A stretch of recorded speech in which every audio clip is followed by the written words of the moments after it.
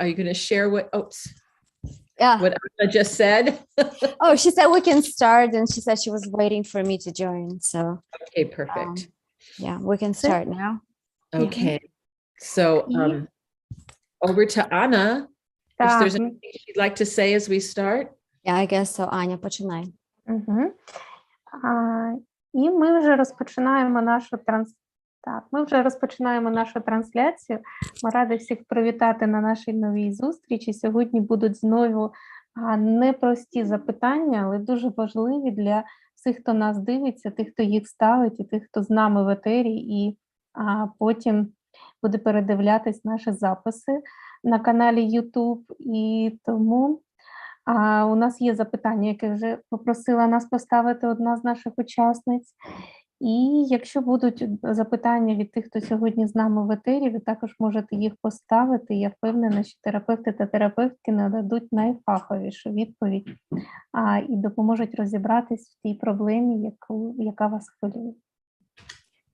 So we're starting another of our very important meetings, and we have a question from one of our participants who I'm not sure whether she's with us today, but we just received this question earlier today, and it's not a simple one, and as usual, we don't have simple questions here, but No, we don't.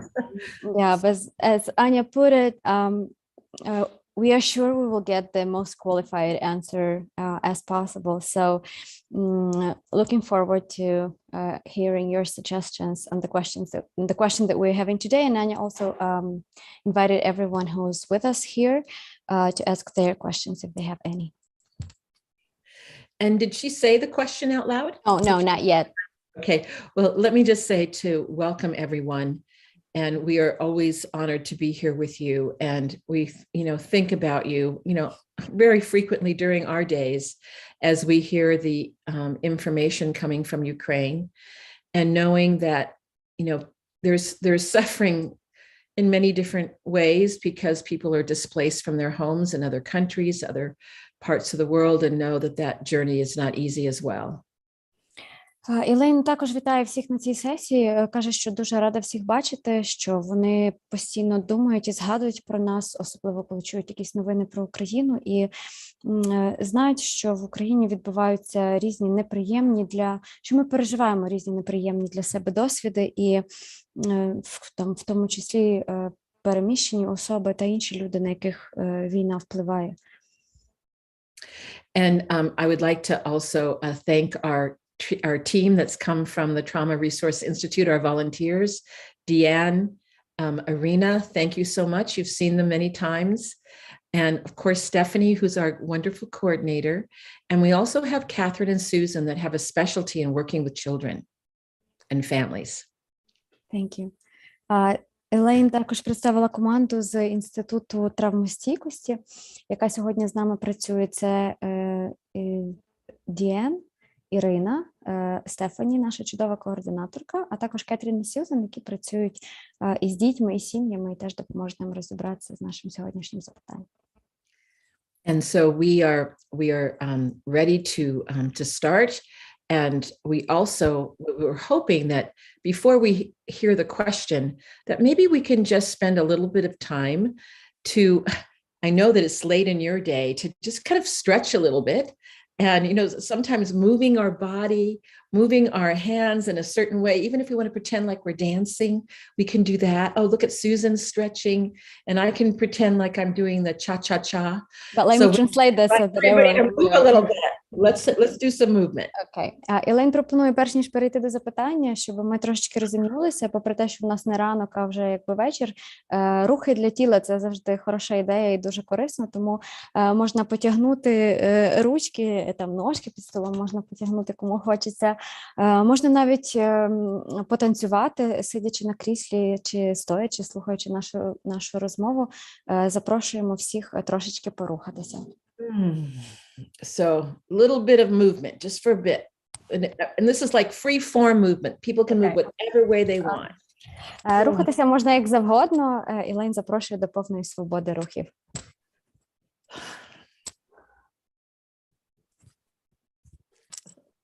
Those shoulders look good, what Anna's doing. I think I'm going to do that. Shoulder roll. That feels so good.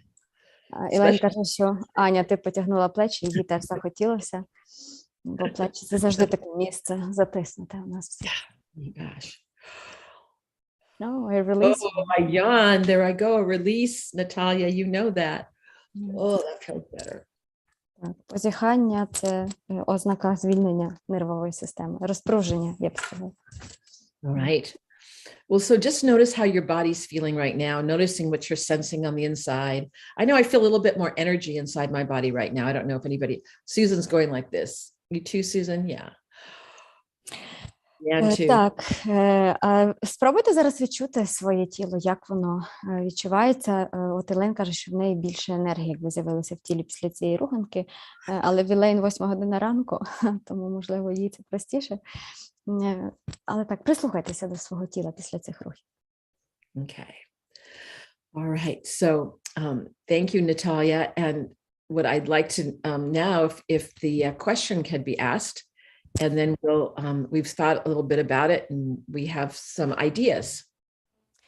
Так, а зараз можемо озвучити наше запитання, і Лейн каже, що в них є ідеї, як відповісти на нього. Аню? Тільки включи, будь ласка, мікрофон. Дякую. Це чудова ідея, дякую, Наталі. Так, і я зачитую запитання. Я його також продублюю в чат українською мовою. Запитання від нашої учасниці, яка пише, що вона живе з сестрою і її донькою, яка ходить в 3 клас, і в березні вони втрьох виїхали за кордон. Сестра зараз перебуває в дуже важкому емоційному стані, може спати майже весь день, у неї немає ні на що, ні сил, ні бажання. Постійно говорить про минуле, як їй там добре жилось, а інколи вона навіть занадто перебільшує, дуже ідеалізує минуле. Постійно повторює, що життя у неї дуже погане. Наша учасниця пише, що вона вже не має сил це слухати.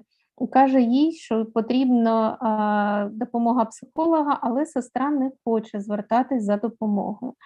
І наша учасниця питає, як їй краще реагувати на стан сестри, щоб їй допомогти, які слова варто підібрати, як і що говорити, щоб вона зібрала себе докупи, бо важко зараз не тільки сестрі, а й всім навколо, і дитині, і всім оточуючим. Ось дякую, пані Юлія. Пані Юлія продублювала своє запитання, поки я його читала. Okay, so Anya just read the question in Ukrainian, and we have Miss Yulia, who is here with us today, the one who asked this question, and who Great. posted it on the chat as well. Wonderful. So then there's maybe questions that we have that she can respond to them as well. But what we'd like to do is, Deanne, if you'd like to start and give a response. Yeah. Ілейн каже, що дуже добре, що пані Юля сьогодні є з нами, та, що поставила запитання, бо, можливо, у психотерапевтів будуть свої запитання, то якщо можна буде отримати відповідь, це було б корисно. Зараз Діан почне відповідати на її запитання. Hello, as Elaine said, it's an honor to be here. My first thought about this question is that sometimes when someone's in a low zone, in a depressed state, and we love them and we're trying to get them out of that state, sometimes it's almost like trying to pull them out, and it's if she hasn't done this already, it's really helpful to meet in the middle. And it reminds me of a metaphor that I learned about as a therapist early in my career, and it has to do with a horse. And if you pull a horse by its reins, trying to get it to move with you, sometimes it just pulls back. And if you go ahead. Thank you. Так, Діан каже, що коли люди потрапляють, наші рідні, близькі люди потрапляють у якісь складні ситуації, і ми це бачимо, хочемо їм допомогти, то дуже часто ми намагаємося їх з цієї ситуації в прямому і переносному значенні якби витягнути на себе чи кудись назовні. Але Діан каже, що пригадує таку метафору зі своєї психотерапевтичної практики, що якщо коня тягнути за вуздечку, то дуже часто може статися, що він тягне нас на себе. І тому вона каже, що варто, можливо, пробувати не витягнути людину кудись, а зустрітися десь із нею посередині між нашим і її станом. So the metaphor goes that if you try to pull the horse out of that state, pull it and get it to move with you, it pulls back. sometimes it's helpful to think of it think of working with someone in that low zone as though you stand next to the horse, you feed it a carrot, you rub its nose a little bit, and then see if you could get it to walk with you a little bit. So I know sometimes when we love someone, we want them to get out of that depressed place, but sometimes it's okay to say, I know this is hard, and I feel your sadness and pain. So it's sort of a little bit of just joining, and then see if she can move a little bit. So that was my first thought about this question. І в усій же ж метафорі про коня більш ефективним був би інший підхід, не намагатися його потягнути на себе, а можливо спробувати йти поруч із ним і згодувати йому, наприклад, якусь морквинку підсунути, щоб йому захотілося піти з нами нашим кроком. Каже Дієн, потерти, почухати йому носик. Можливо, кінь стане йти з нами в одному з нами напрямку, або нам пройтися поруч із ним. Точно так само, коли людина нам близька перебуває в цій зоні пригніченості, в цій низькій зоні, вона, напевно, не готова зреагувати на наші намагання її витягнути, і кращий варіант – це побути поруч із нею, це сказати їй, я знаю, як тобі, або я поруч з тобою, я відчуваю твій сум чи твоє розчарування. Приєднатися до неї в цьому її досвіді і подивитися, можливо, вона захоче пройтися з нами трошки в наш бік. And I just wanted to add too, is that the person, her sister may be in a low zone state, but she may go between being like really down and depressed and then being really angry and, saying, I can't believe this is terrible. Nothing's ever going to change. So you may see her go between high and low zone. And the same approach would be helpful in either state. Елейн також каже, що, можливо, сестра пані Юлії перебуває не тільки в такому пригніченому стані постійно. Може бути так, що вона з цієї зони пригніченості вилітає в верхню зону збудженості, і там переживає теж ті емоції, які притаманні цій зоні, в тому числі злість. І це також нормально, тому цей підхід, який описала Дієн, він може спрацювати і в зоні пригніченості, і в стані такому збудженості також. And I just wanted to add, when people are in the high and low zone state, sometimes the best part of them is not showing up for a conversation because they're either so upset or so disconnected, it's hard for them to sometimes engage in a conversation that's meaningful about getting unstuck. І дуже часто може бути так, що якщо людина перебуває у зоні пригніченості або зоні збудженості, вона не спроможна вступати в осмислену якусь розмову, тобто сісти і поговорити з нею просто про те, що от тобі потрібна якась підтримка, чи як тебе з цього витягнути, вона може і не відбутися, вона може бути неможливою якраз через те, що людина не здатна вступати в нормальну розмову. And that was one of the reasons why I started with a movement this morning. Because sometimes, even if you're in different places and you're talking on the phone or through Zoom, you can say, hey, sister, let's move our bodies a little bit. I've been sitting for so long. That's like the bottom-up approach. We're getting the body to move a little bit. That sometimes can get you out of those stuck places when you're in the high or low zone. І саме тому Елейн каже, вона почала сьогоднішню нашу бесіду з руханки, тому що іноді, якщо неможливо достукатися через таку осмислену якусь бесіду, можна достукатися через тіло. Це такий підхід знизу вгору.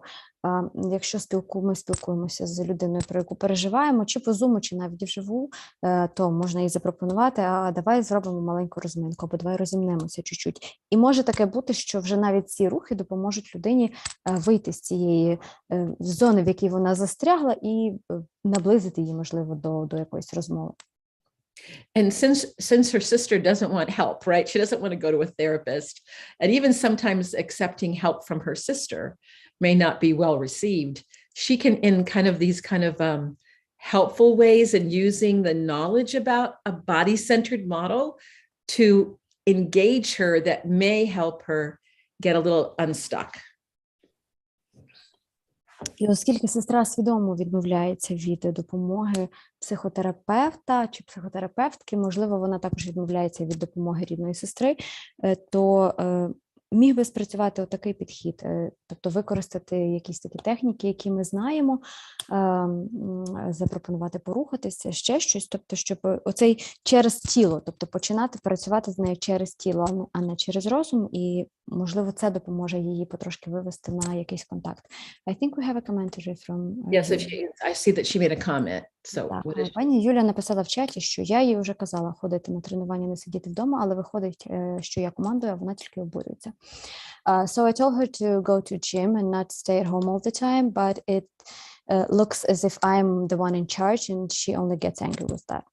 yeah, and so it may not be that you can say, go to the gym. It's like, can you help me do something together? It's like joining with her, not thinking I need to move.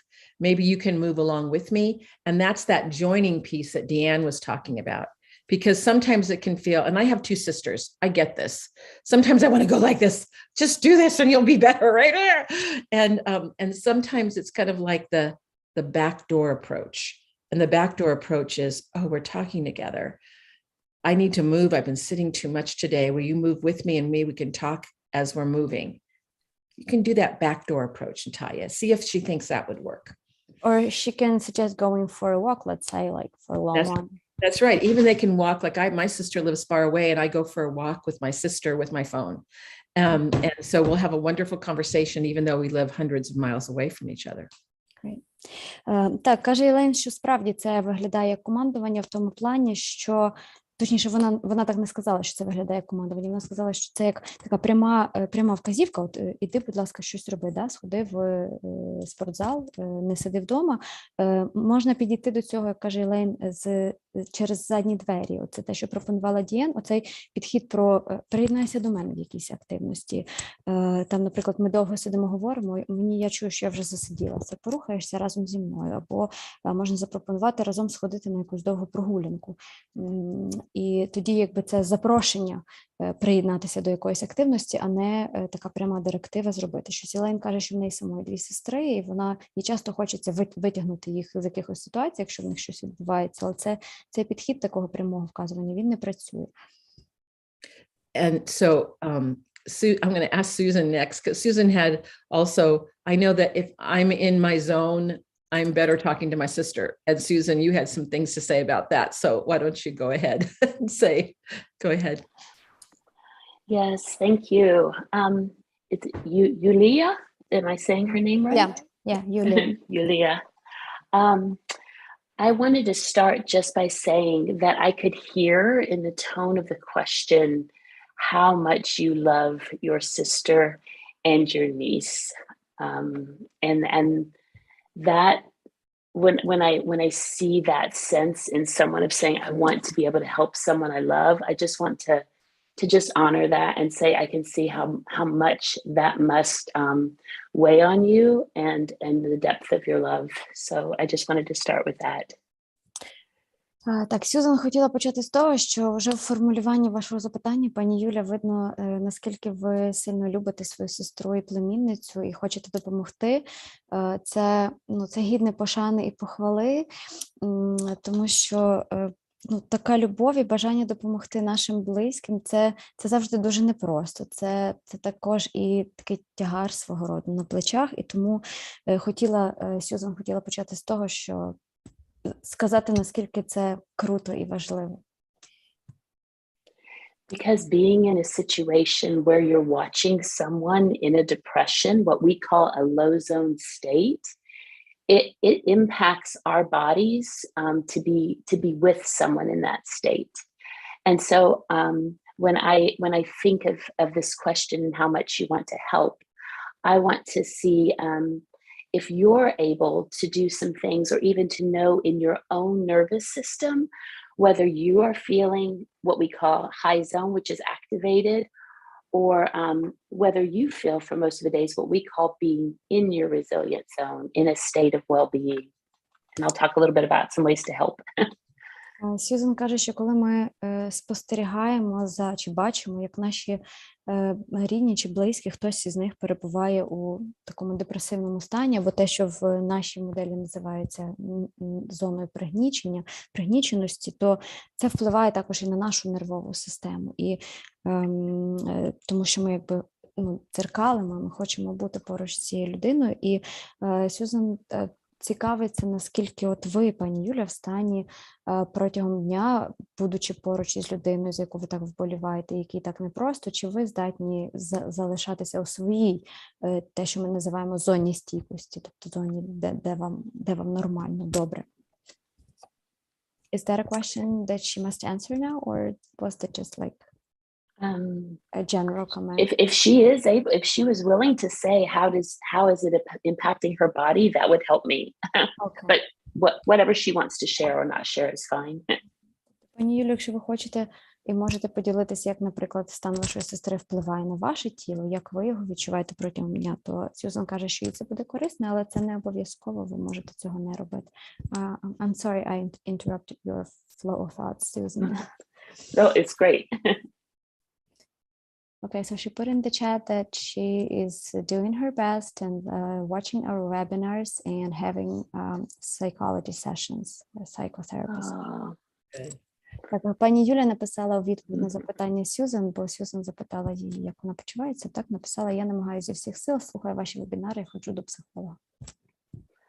Lovely. That is tending so well to the things that your body needs.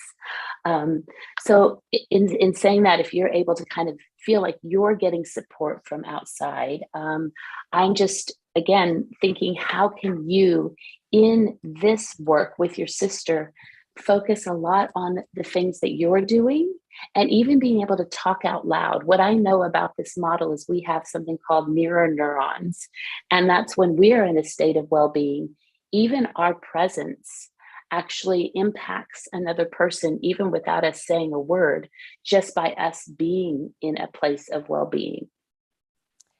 Пані Юлі, що дуже добре, що ви ходите маєте психотерапію, і те, що ви написали, це чудово, тому що в нас у всіх є так звані дзеркальні нейрони, які резонують, тобто люди, з якими ми проводимо багато часу, з ними наші нервові системи резонують із їхніми завдяки цим дзеркальним нейронам, і тому що більше ви турбуватиметесь про себе, якщо ви не можете так потурбуватись про сестру, як вам хотілося б, то більше навіть ваша присутність у такому збалансованому, врівноваженому стані буде впливати на благополуччя вашої сестри.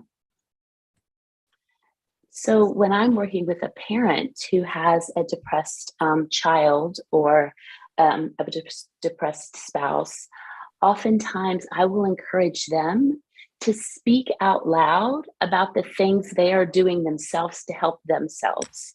So it's not necessarily giving instruction to the other, like we talked about that meeting in the middle, but more saying, I'm noticing this sense of sadness in myself. And I notice when I touch this soft blanket, you know, I can sense a smile coming onto my face, or I smell this certain type of tea, and I'm noticing what that's doing to my body. And beginning to talk out loud also helps you remember to sense into these things more fully, but also can be pieces of information that the person that we want to help lift out of their pain is also watching and noticing and experiencing on the inside as well.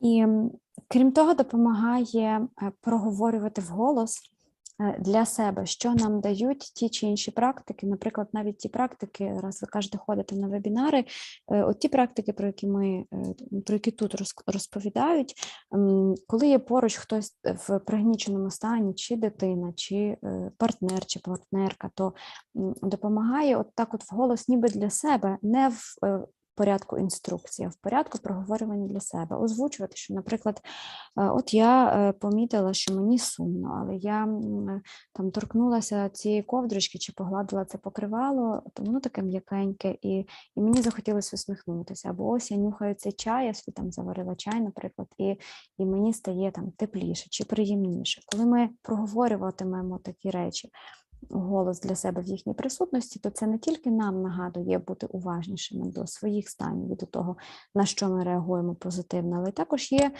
по суті, інформацію для тієї людини про те, що можна зробити отак, і це може їм допомогти. And I noticed she put something in the chat. Is that helpful? Let me translate that. So the first one is that she says, sometimes I do feel difficult or terrible myself. Last evening, she was in a very bad and depressed state, saying that she put her child in bed and then started crying about their father, who is far away from them right now. And Julia also said that there are many situations like this, and Julia herself feels like crying because of all this. Наталія, мабуть, українською для людей, Так, які звичайно. дивляться. Так, пані Юля ще дописала коментарі в чаті, що інколи мені самій важко, наприклад, вчора ввечері вона вийшла в стані як з хреста знята, зі словами «я кладала дитину спати», а вона почала плакати за татом, який тепер далеко. І таких ситуацій багато, і я інколи сама хочу заплакати через все це. Can I just, Elaine, would you like to talk about tears for a second? Yeah. Or I don't know if you had something else. Actually, there's a couple other things I'd like to say. One is that, I mean, there's so much grief that her sister, that everyone is feeling, and that's what I'm seeing. And that grief of putting her child to bed and then crying is the most common thing. And I think it needs to be normalized that this is completely extraordinary times. It's extraordinary, the times right now. And the reactions can be very intense. And when we have that much grief, sometimes we can collapse into the grief. And that sometimes can make us feel like we don't want to get out of bed. It just can be like we're being carried away by the river of sorrow. Так, Elaine каже, що відчувається в цих ваших коментарях, в описі ситуації з вашою сестрою дуже багато горя, і ми всі його, напевно, тут зараз зчитуємо, так? І що це взагалі-то поширена реакція, тому що ми переживаємо надзвичайно складну ситуацію, кожен і кожна по-своєму складну, і загалом вона складна. І в ці непрості часи такі реакції, вони можуть відчуватися дуже гостро, дуже різко. І коли з'являється таке величезне горе на душі в людини, то досить легко в нього провалитися в це горе і не хотіти вставати з ліжка, не хотіти нічого робити, тому потрібно прийняти, що це нормально переживати таку сильну і таку тяжку емоцію зараз. And the other thing is that I'm just really sensing too the helplessness her sister feels, that she can't be with her husband, the helplessness that she feels that her life is not the same, and the helplessness that you feel, her sister feels, for not being able to help more. And it's such a horrible, it's a horrible situation. I mean, I don't want to minimize the fact that we have ideas for you, but that it is easy to navigate what that both sisters are experiencing. І друга емоція чи відчуття, яку Elaine тут считала, вона каже, це оця безпомічність вашої сестри, яка не може нічим зарадити дитині, яка плаче за татом і не може зарадити самій собі. Ваша свого роду, пані Юля, безпомічність, що ви не можете нічим допомогти сестрі. І Elaine наголошує на тому, що вона хотіла би, щоб правильно зрозуміли, вони не намагаються, наші терапевтки не намагаються мінімізувати ваші страждання чи всі цю силу емоцій, які ви переживаєте, даючи певні поради, бо може здатися, що ніби оскільки в них є якісь ідеї, як вам допомогти, що начебто це так легко зробити. Насправді ніхто не применшує і не знецінює цих дуже складних речей, які ви зараз переживаєте. And Natalia, the other thing is I see the comment that she made that she puts a heart in, that her sister even idealizes her past. And so that is a form of resourcing, isn't it? And sometimes when we're in the hardest, darkest moments, we'll think about the past in a way that actually makes it sunnier, brighter than maybe it even was. But in that moment of remembering that, it actually may give her nervous system a break, where she feels a little lighter in even exaggerating a memory from the past. І ще Елейн хотіла прокоментувати заувагу, яка була в запитанні початковому про те, що сестра іноді навіть ідеалізує минуле, згадує його в дуже таких світлих тонах, світліших навіть, можливо, ніж воно було. А Елейн каже, що це теж одна з форм практики ресурсності, якщо в такі найтемніші часи нашого життя нам може здаватися, що минуле було більш сонячним, більш радісним, ніж воно було насправді. Але цілком може бути, що такі ідеалізовані спогади про минуле дають нервовій системі передишку трошечки від цих переживань, які вона зараз має, ця нервова система, і дають їй можливість хоча б трошечки відпочити від цього стану чи то пригніченості, чи збудженості. I think there's another part, as I said, I have two sisters. Sisterly relationships to me are extraordinary. We love them. We want to shake them. Sometimes we don't want to talk to them. It's like it's the whole kind of, I say the whole enchilada. It's got every component of life is in that sister-to-sister relationship that I really think is like no other. І ще один аспект цього запитання сьогоднішнього, каже Елейн, це оця, власне, сестринські взаємини, сестринська любов, тому що стосунки між сестрами, в них є все, в них є і багато любові, прив'язаності, і бажання інколи розтрусити ту свою сестру, і бажання допомогти їй. Тобто всі аспекти і компоненти життя, вони вміщаються в ці сестринські стосунки. Yeah, and I think that, I don't know if this would help, but I know with my sisters that sometimes they'll say, well, remember when mom did this or dad did this, or when we had this experience, and I'm going, I don't remember that, because they have a different memory about life than I do. But then sometimes we'll start laughing about the differences in our memory. And what I'm saying is the relationship she has with her sister, if there's any way to touch into the exaggerations and even say, oh, that's right. But maybe she's talking about an old boyfriend. Remember your first boyfriend and how you loved so-and-so, but I told you I thought he was bad for you. All those kinds of things that only sisters can do with each other. That could be a way to start pulling her out. It's like the carrot that Deanne talked about. Mm-hmm. That could be the beginning of that carrot of bringing her out a little bit. It could work. We don't know. Okay. Так, і ще один момент, який Лейн собі пригадала, вона каже, що не факт, що це спрацює чи допоможе, але в сестринських взаєминах і між сестрами є багато спільних спогадів, і дуже часто, принаймні з досвіду Елейн, ці спогади можуть бути різними, коли одна сестра пам'ятає якусь ситуацію з минулого по одному, а інша зовсім по-іншому. Це ті ситуації, з яких можна, наприклад, посміятися разом або налагодити якийсь ближчий сестринський контакт, коли пригадати, не знаю, можливо, якихось давніх хлопців своєї сестри і ті емоції, які були пов'язані з ними в ті часи і так далі. І, можливо, це буде, каже Елейн, один зі способів починати витягувати сестру з такі розмови про якісь такі спільні спогади, які, можливо, розрізняться, бо от вона ідеалізує, а воно не було так ідеально, так?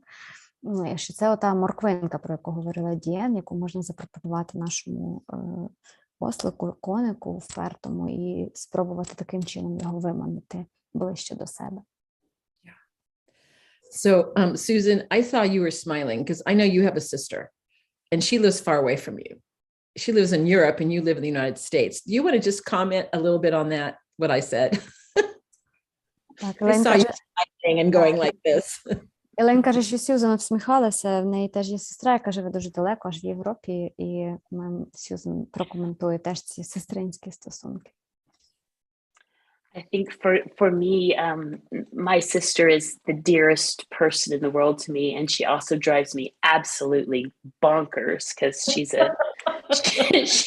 she and I are very different, and I adore her with my whole heart. So when I heard that, what Elaine was saying about wanting to shake them or wanting to love them, when I hear this question really, and she says she can feel the tears coming too, I just wanted to say that some of the most powerful moments I've had with my sister are those moments when we've either remembered something like Elaine was talking about together, or when we have shared grief together, when we have cried together, because there's something like a sister is the only one who's going to understand how much you miss your father or how much you miss your home. And so knowing that those are very sacred, holy moments when you can cry together and like physically be together, where you're touching each other and sense into the wetness and sense into the grief while feeling that you have each other, can be incredibly powerful healing moments.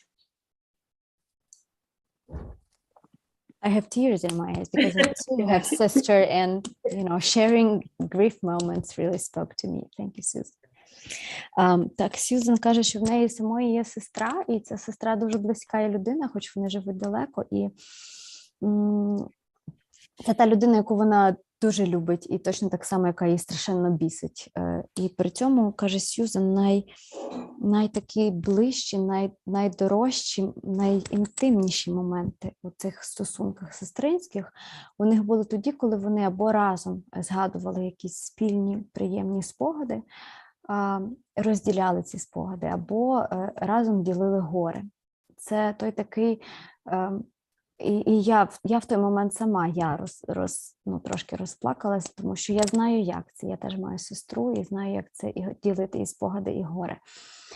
Це той такий святий, священний простір, в якому сестри, напевно, найближчі між собою, в якому можна торкатися одна одної фізично, можна обіймати одна одну, можна побути разом. І це той простір, в якому, напевне, можливе зцілення, і ним теж можна скористатися, чи ви теж його зараз маєте зі своєю сестрою, пані Юля.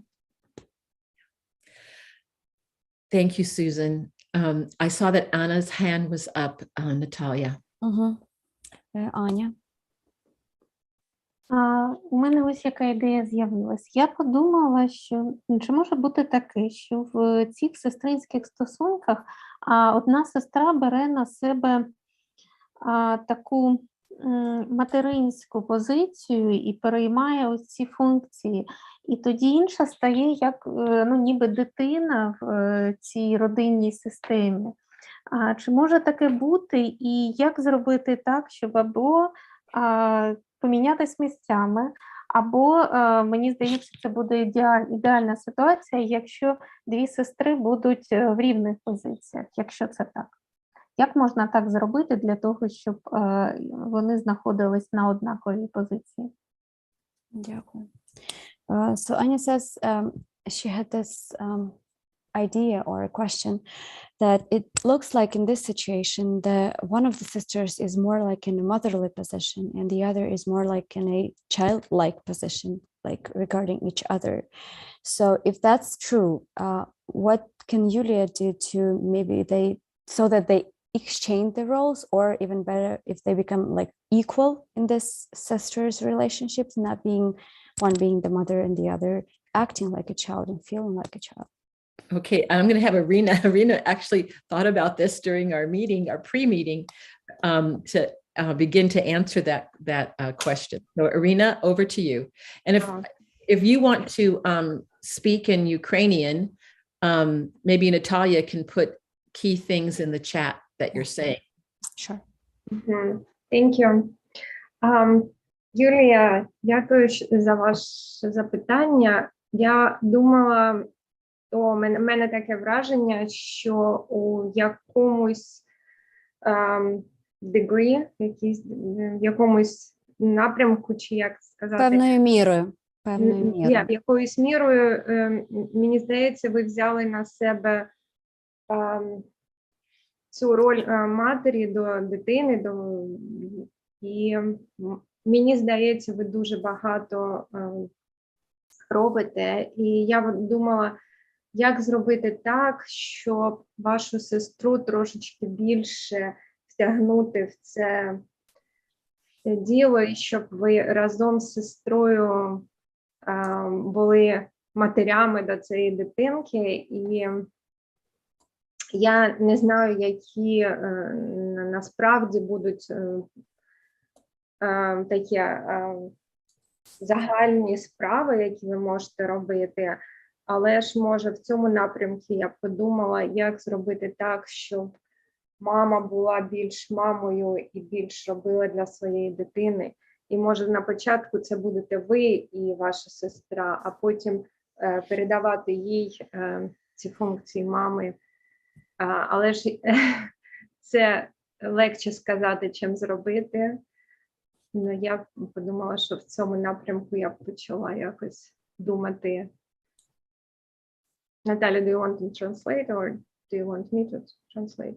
If you want to, I just put some key things in the So chat. the main idea, I was saying that from was Yulia is doing more motherly things for this child, and I was saying that yes, it's easier to say than to do, but to think in a direction of engaging a mom in doing things together for the child, and in the future probably giving mom more power to do stuff for the child. So I would brainstorm in this direction what could be done. And I don't know if Yulia it speaks to you. Я не знаю, Юлія, чи це якось має сенс чи ні для вас. Дякую. Can I also ask if which is the older sister?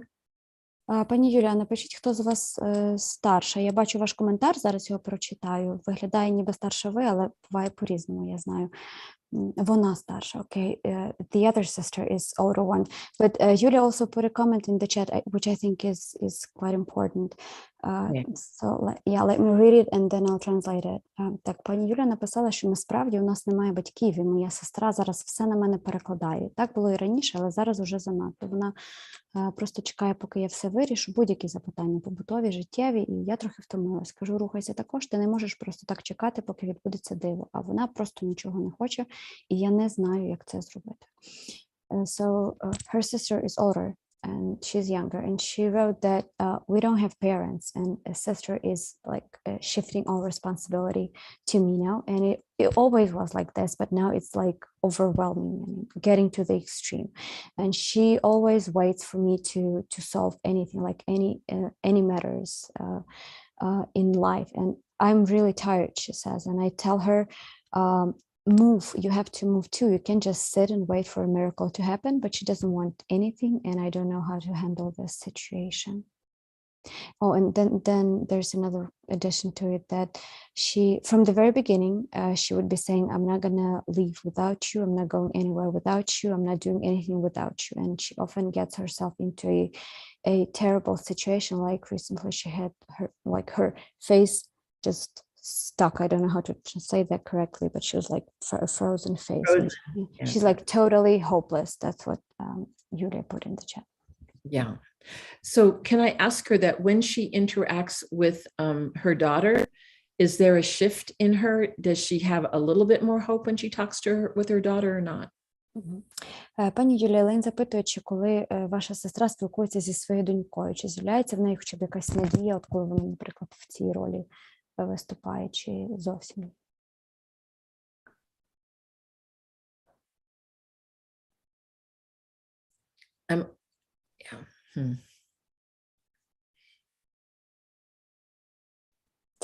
Чи є у неї, коли вона, ваша сестра, коли вона спілкується зі своєю донькою, чи змінюється якось її стан, чи є в ній тоді більше надії, чи більше якихось інших емоцій, може? I had to repeat because she put in the chat that she didn't hear my question. Okay. First. Okay. Thank you.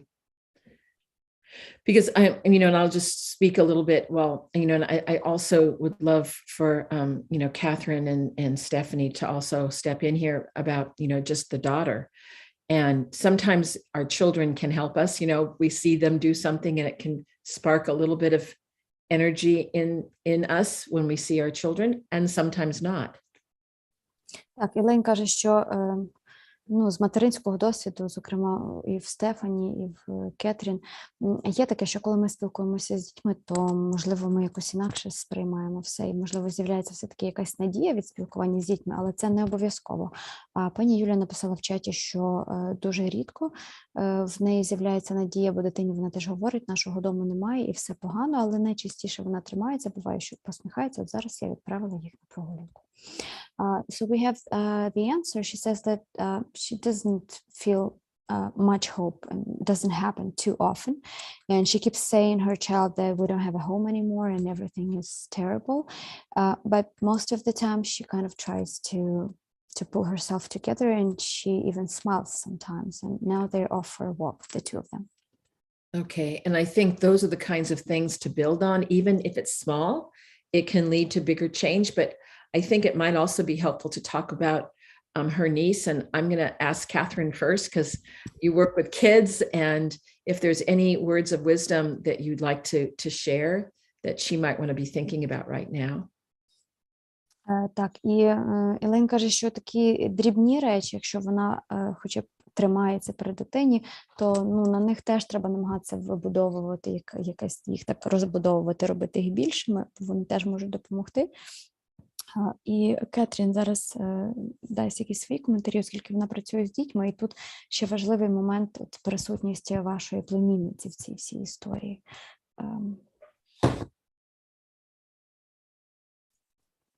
Yeah, I know this is a difficult situation, first of all, so I want to acknowledge that. It's really hard. I was wondering, first of all, if I know working with the children, teaching them the same skills that we've been teaching, the resourcing, the grounding, any of the help now strategies, showing them, modeling that in front of her mom might be helpful, because she might be able to see that working with her daughter. And also just not to underestimate the value of play, lightheartedness, laughter. Is it possible to engage her mom in a card game together, or some game they enjoy together, or drawing together, so that they can co-regulate as well. I love the idea that they're going for a walk together right now, so that gave me some nice ideas. And also story. Well, let me translate that. I'm sorry. I'm sorry. Yes. Yeah, that's okay. Так, Кетрін каже, що вона сама зараз навчає дітей всіх тих практик, про які ми говоримо тут, ресурсності, заземлення, стратегії миттєвої допомоги, і діти також можуть з них користатися, і діти також навчаються за прикладом, тобто можна якось намагатися залучати і племінницю до того, щоб вона вчилася, чи принаймні бачила, як працюють, наприклад, що є такі там тактики, стратегії. Крім того, з дітьми не варто недооцінювати важливість гри, ігрового формату. Вони можуть з мамою разом малювати, вони можуть грати в якусь гру там з картами, чи будь-яку настільну гру. Тобто в дитини теж повинен бути цей досвід легкості, такого якогось легкого спілкування з мамою, сміху і так далі. І це важливо намагатися плекати між ними двома. And music is really powerful as well. So if they could have songs that they enjoy together, and that can kind of create the desire for movement together, and that can be very helpful as well. Also, something I do in the classroom that I've mentioned before is making sure that your niece is also kind of noticing joyful things in the room. So what are 3 fun things? So we make in our classroom, and I've talked about this before, a happiness jar. So if I have a student that's struggling, I might say, what are 3 good things that happened today? And if they can come up with something, like sometimes we'll write them down on a little piece of paper or just one and put it in the vase.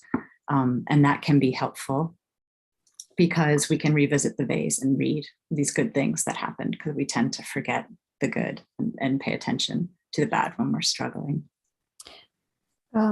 Ще кілька ідей. Одна – це музика. Музика завжди допомагає, вона підтримує, допомагає. Можна разом слухати пісні, які вам всім подобаються, чи кожній окремо подобається. Музика також сприяє тому, що хочеться порухатись, хочеться стати і потанцювати під неї.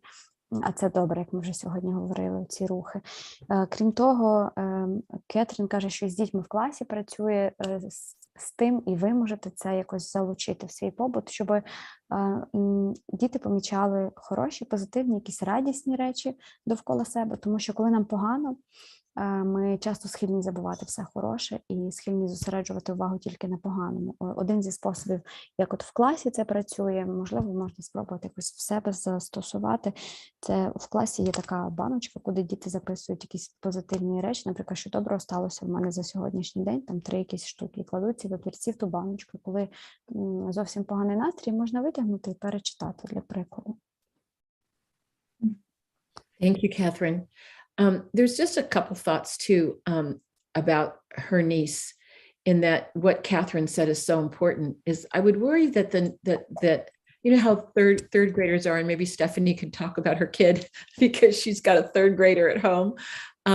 Is that they often will start taking care of the parent, and so I would be on alert in terms of having things that help her be a kid.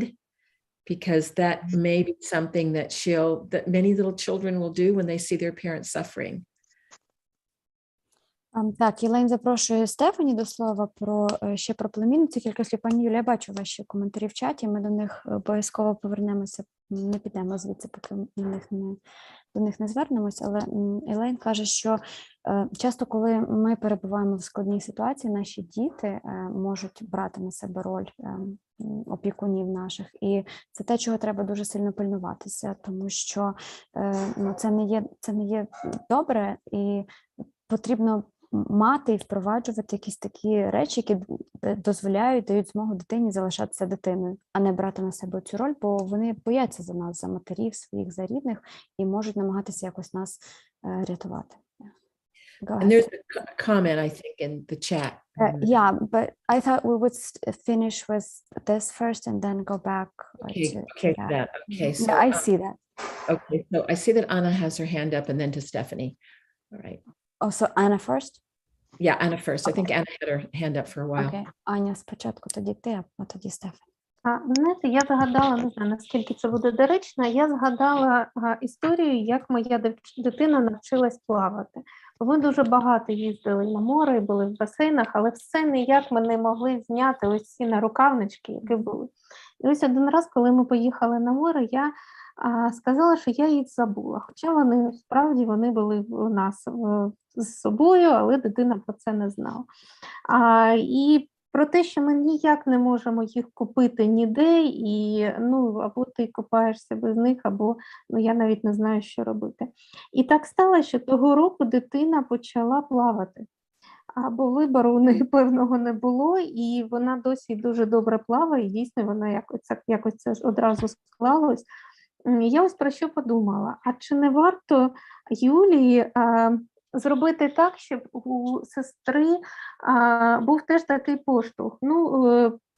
Допомогти їй подорослішати, допомогти їй взяти на себе ось цю відповідальність, якимось чином переставши бути ось цими нарукавничками, які тримають на плаву і саму Юлію, і її сестру, і дитину з цієї сестри, і всю цю родинну систему. Чи це варто робити, чи не буде це жорстоко, і як допомогти Юлії розподілити оці повноваження? So Anna recalled a story of her childhood when she learned how to swim. She would always swim with those arm floats, right? That's what they called, like armbands that float? Arm floats? Okay. Call them floaties. Okay, so those, floaty things.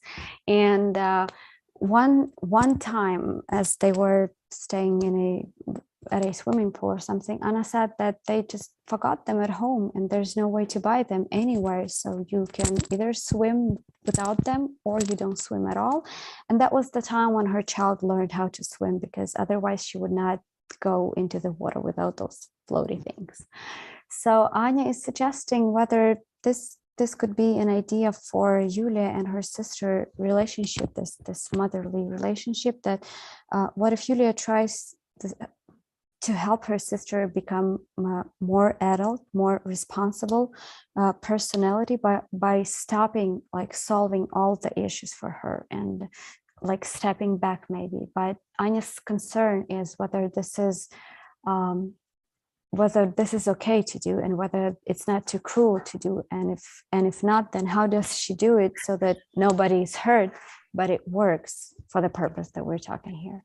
Well, I think that's a wonderful idea. And at the same time, my concern is that Yuli's sister has a serious depression. And when you have a depression, it is a physiological condition that sometimes with all the effort, because it affects the body so severely, it can be really difficult to even try new things. And that is why, and I know that she's already tried, if there is any way to get her sister to a medical doctor, she may need an antidepressant medication.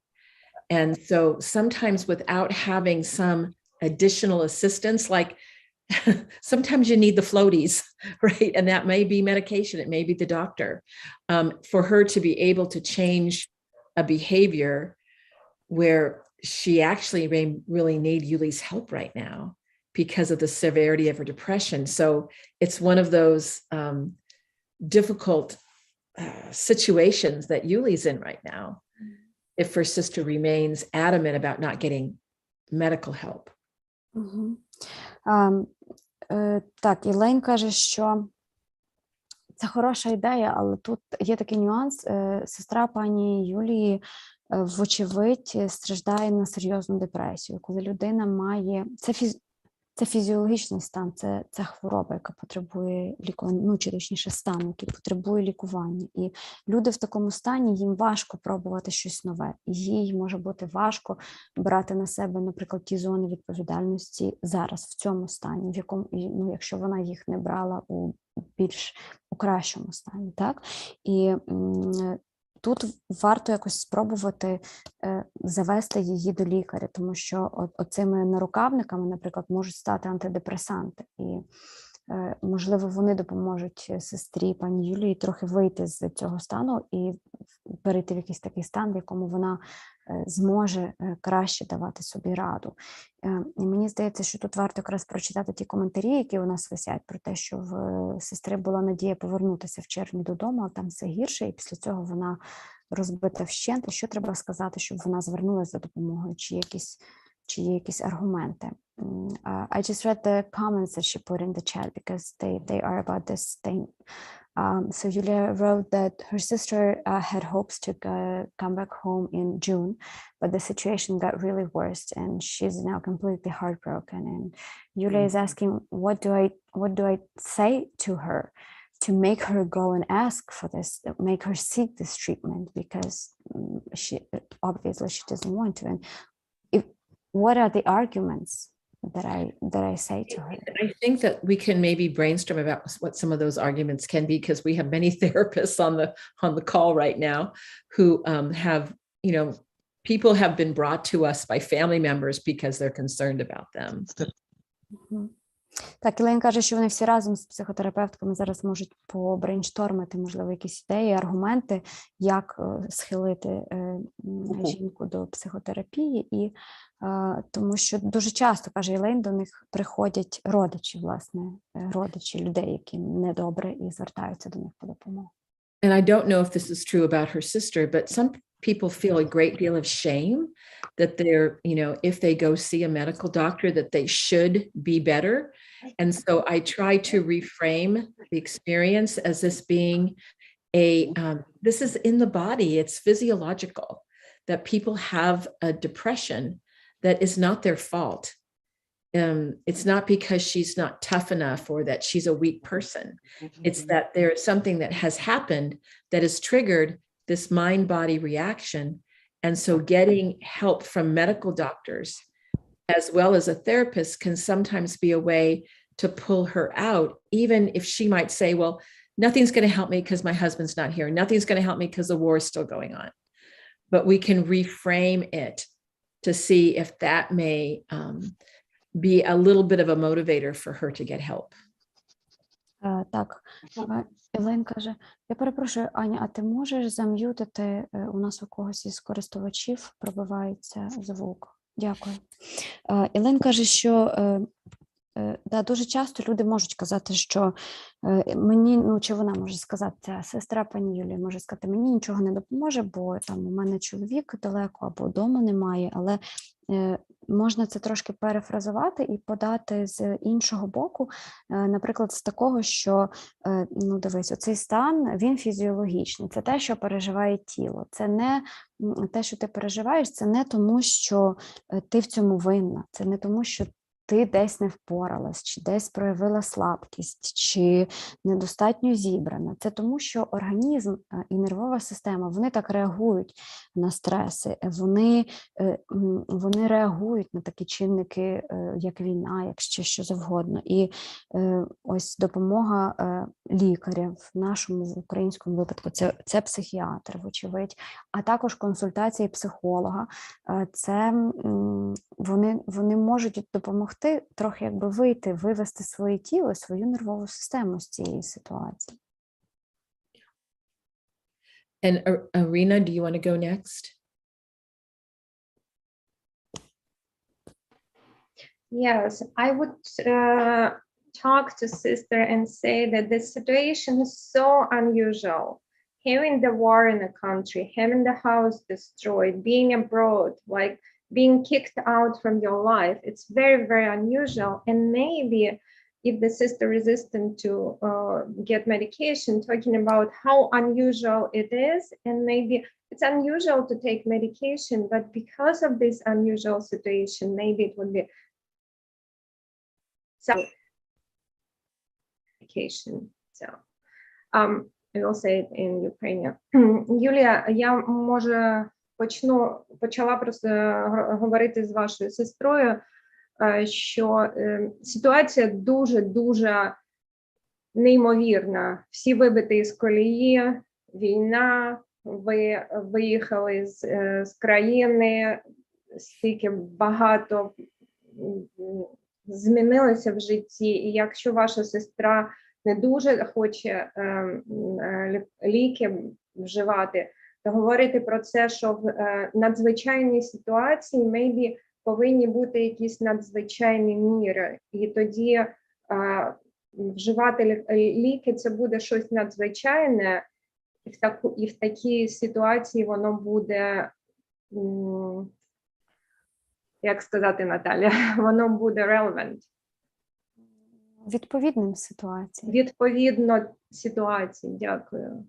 Може, це буде аргумент, я не знаю. Але я б, може, з цього боку зайшла, як допомогти сестрі. Дякую. Thank you, Irina. And Stephanie, do you have anything you wanted to add? I had a couple of thoughts. In terms of reframing the conversation about the medication, I do know a lot of times when people have depression or anxiety, it also disrupts their sleep patterns. And then when you don't sleep well, you wake up and you're in a bad mood, or it's harder to process or think through things when that space and time that you need for restoration for your sleep is also disturbed. And so sometimes with like the antidepressants, those can actually help you to get a solid night's sleep. So even just reframing it that way, like I'm trying to get better sleep so I can take care of myself, so I can be more rested and better prepared for the next day.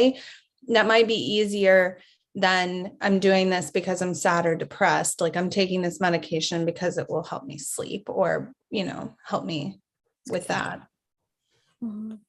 Стефані каже, що щодо рефреймінгу, тобто щодо зміни подачі цієї поради чи прохання звернутися до лікаря і, можливо, приймати антидепресанти, можна підійти з того боку, що людина, яка перебуває в стані тривожності чи депресії, вона, як правило, погано спить, в неї є порушення сну, а сон – це та річ, яка нам потрібна для того, щоб прокинутися вранці, відновитися і функціонувати протягом дня в нормальному стані. Тому можна заходити з цього боку. Тобто я приймаю антидепресанти не тому, що мені сумно, чи їх виписують не тому, що людині сумно, чи людині погано, якось емоційно, а, наприклад, для того, щоб вирівняти сон, тому що сон – це дуже важливо, а сон потрібен для загального стану здоров'я. Тобто, знову ж таки, на такі якісь речі спиратися. The other thing I wanted to add is just to kind of echo what others have said about maybe trying to engage the mom with her child in small ways. I know after my child was born, I had severe postpartum depression to where it felt almost painful to get out of bed some days. But really seeing those moments with my kid, and even now when I struggle with depression, when my kid says, "Mom, come look at this," if I can just get myself to say yes and get up and go and engage, it generally sparks all of these other things that I'm able to do. Стефані також каже, що спілкування з дитиною і якесь таке створення чи вишукування позитивних моментів у спілкуванні з дитиною, вони теж можуть допомагати якби, знаходити хоча б якісь проблиски у цій депресії, тому що в самої Стефані була після народження доньки була серйозна післяпологова депресія, вплоть до того, що іноді було фізично важко вставати з ліжка. Але вона каже, навіть зараз, коли в неї бувають депресивні епізоди, а донька хоче чимось позайматися, то цей момент, коли вона каже доньці так, давай, і робить оцей хоча б перший крок, то вже цей спільний досвід з дитиною, він може стати отаким якимось проблиском чогось позитивного навіть у депресивному стані. And then finally, I just want to acknowledge the position that Yulia is in. I know a lot of times for people who are in caregiver positions for their families, they do it because they need to, or they have to, or they want to because they love their family. But it can become such a burden that they become burnt out and resentful. And so I think that it's wonderful that Yulia is already recognizing that she's tired, and she's able to communicate that to her sister and to people from the outside, and that she's seeking help so that she can continue to show up for herself and show up for others in a meaningful way. So I want to kind of applaud her for that foresight to be able to take care of herself in that way.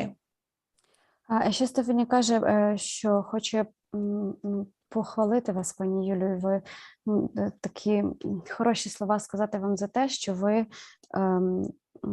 турбуєтеся про себе в тій ситуації, в якій ви зараз опинилися, бо люди, які стають опікунами своєї власної сім'ї, вони часто роблять це тому, що мусять, тому що інакше не буде, але також тому, що хочуть. І в цій ситуації дуже легко вигоріти і легко потрапити в якийсь такий не дуже приємний стан. Те, що ви вже зараз бачите, що вам потрібна підтримка для тієї функції, яку ви взяли на себе, чи яка поклалась на вас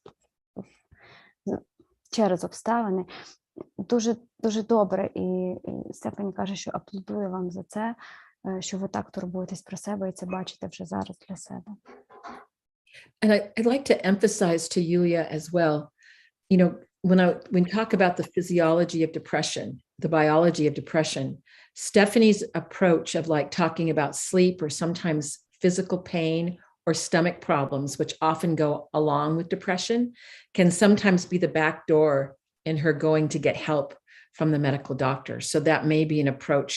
Rather than talk about you're depressed, you need help, look at you're having these physical symptoms. So I just think that's such an important point that Stephanie brought in. I want to emphasize it for Yulia.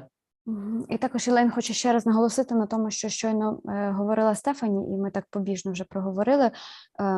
Часто люди справді не хочуть йти до лікаря з таким станом, типу, це всього лиш поганий настрій, чи всі страждають на депресію. Зайти до цього з фізіологічної сторони. Депресія – це біологічний стан, це ну, це медичний стан, так? Це не просто якийсь поганий настрій.